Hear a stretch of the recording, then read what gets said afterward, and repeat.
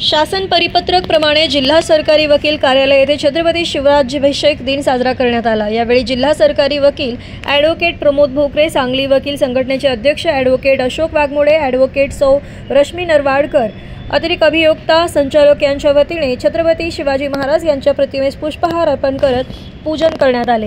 सर्व सहाय्यक सरकारी वकील, सर्व कर्मचारी वृंद, पोलीस कर्मचारी, सांगली वकील संघटनेचे पदाधिकारी उपस्थित होते। यावेळी ॲडव्होकेट बाळासाहेब देशपांडे, सहाय्यक सरकारी वकील यांनी शिवराज्याभिषेक दिन याचा इतिहास व महत्त्व त्यांच्या मनोगतातून स्पष्ट केले।